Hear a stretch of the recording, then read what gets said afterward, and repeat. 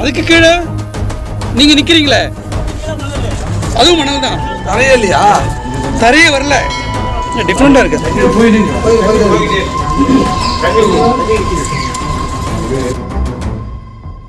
அரை தட்டுனா உள்ள சவுறு இருக்குல்ல, சுற்றுச்சுவர் இருக்குல்ல. ஆமா சார், சுற்றுச்சுவர் இருக்கு, மேல கோரையும் இருக்கு.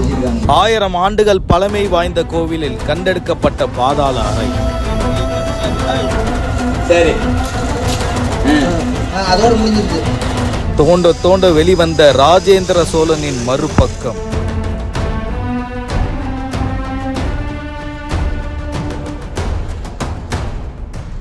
தன் சிற்றன்னைக்காக உருவாக்கிய அபூர்வ அறை.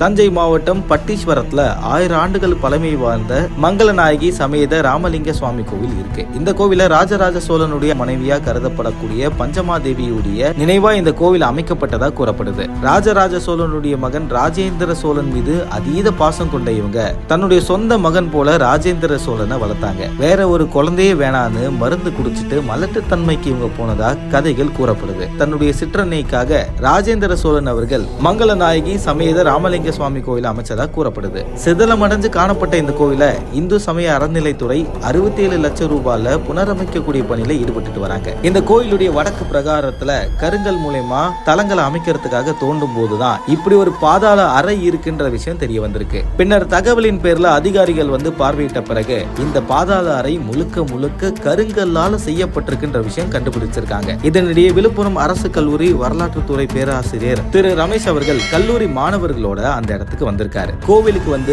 பாதாள அறைய பார்வையும் விட்டுருக்காரு. பின்னர் செய்தியாளர்கள் கிட்ட ரமேஷ் அவர்கள் என்ன தெரிவிச்சிருக்காருன்னா, 1000 ஆண்டுகளுக்கு பழமையான இந்த கோவில்ல இந்த பாதாள அறைய செல்வங்களை மறைச்சு வைக்கிறதுக்காக யூஸ் பண்ணிருக்கலாம் அப்படின்னு தெரிவிச்சிருக்காரு. படையெடுப்பின் போது இது காணாம போயிருக்கலாம்னு தெரிவிச்சிருக்காரு. இந்த தகவலை பத்தி உங்களோட கருத்துக்களை தினேஷாக கூட கமெண்ட்ல தெரிவிங்க. மறக்காம பிக் நியூஸ் சேனலுக்கு சப்ஸ்கிரைப் பண்ணுங்க.